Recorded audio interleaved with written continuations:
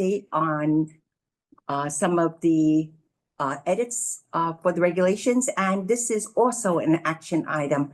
So go ahead. Thank you so much. Vice Chancellor, I'm going to open it. Oh, Commissioner. Thank you. First and foremost, I truly want to thank not only our staff, our regions, our communities, and honestly, our stakeholders. Many of them have been involved as well, really supporting the idea that when we think about our state in terms of equity, we think about our state in terms of equity, and we think about it in terms of and so in this particular concept, some of you may remember that we ended up last year. Let me go back for a second. For those of us that have been visiting many of our schools, we have seen regionalization at work for several years. This is not a new concept. This has been in place for a while, particularly in places where they have to turn $1 into $1.75, particularly in places, and we're talking about rural places. We're talking about places that are small and have learned to share their toys. They have learned their resources and learn to share their practices so that communities can learn from one another and truly get to common unity as in community. The one thing that I want to emphasize in this process is that we did last year, most of you remember when the governor did come out with the issue of safe homeless. We were in a very tough situation, and we decided to really accelerate and move this forward with the idea that people needed, and we developed the tool, people needed to think about what this particular opportunity, because it is an opportunity, to really truly ways in which we can learn from each other, ways that we can share. And this became for us a movement of trying to address this issue on a statewide basis. We spent a great deal of time. I know the staff would talk about how many webinars and how many town hall meetings.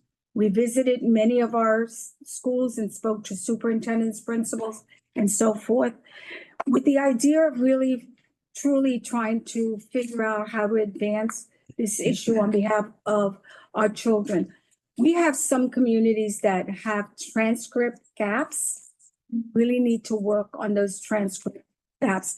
Now, while we don't have them in other communities, we need to make sure that the equity banner is flying in those places as well. And so we advanced, FAQ, we advanced many communications.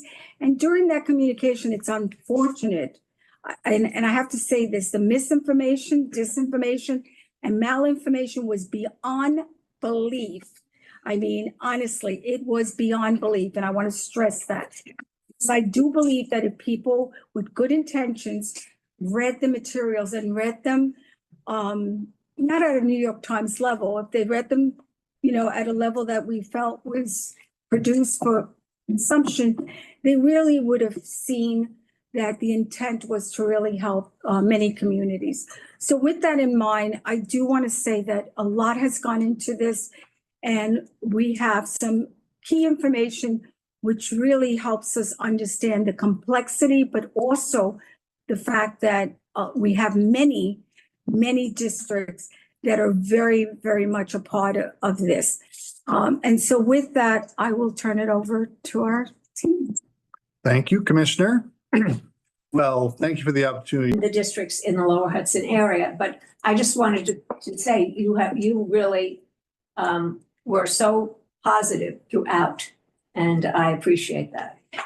Regent Wills, the one comment that I think we've seen in the newspapers, as one of our legislators said, some of it is political theater, right? We know that that's a little bit of what happens. But the second part of it is, it's interesting because when, I've been with you in many of those meetings with the Lower Hudson.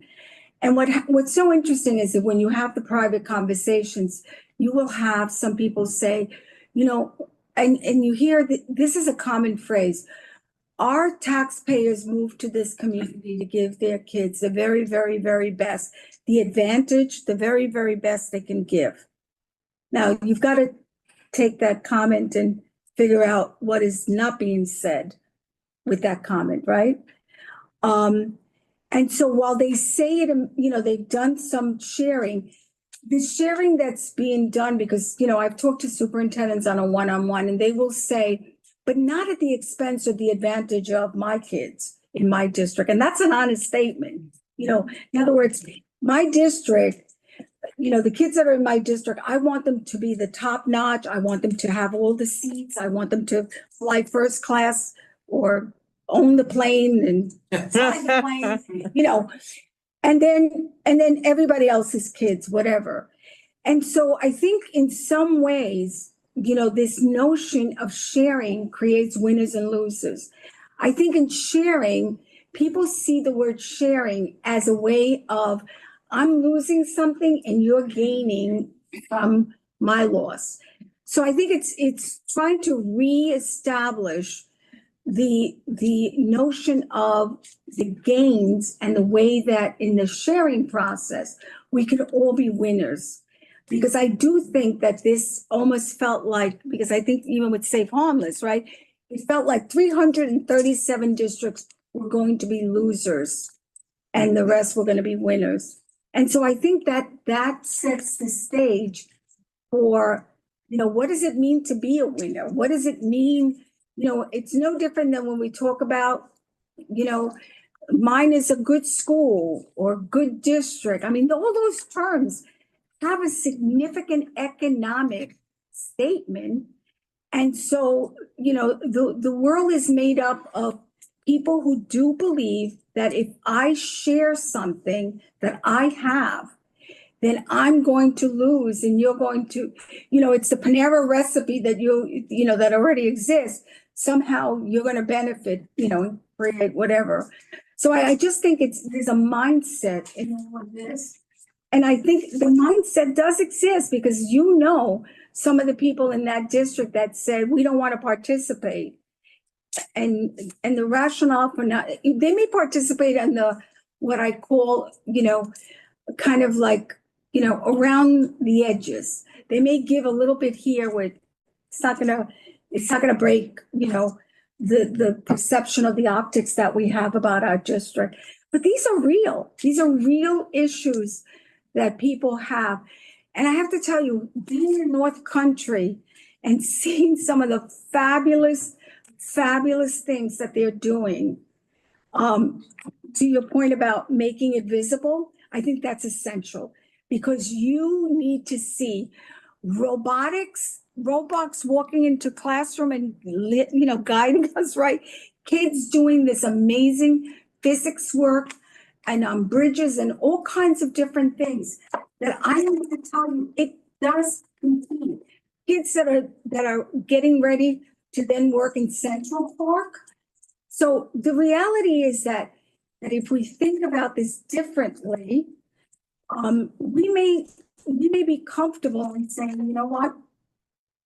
Sharing an exemplar, sharing ideas, sharing ways of lifting everybody may not be a terrible thing. So I think in some ways it's that mindset that we have about what sharing is. And, we repeated about local control, right? We talked about local control is not going away. This is a local decision, the superintendent and the board. We've said it a gazillion times, and it's also the word trust. People, we're in a climate with this also the lack of trust. So even if we have that our word is our oath, in some cases, people still want to do battle over, we don't believe you. Now, the final thing I want to say is the most beautiful thing I've seen in sharing is when people share their resources in suing us and they put up of dollars. We all share, so that's regionalization, right? So, I just can add. so on that note, Commissioner, I think we should take a vote. May I have a motion, please? Regent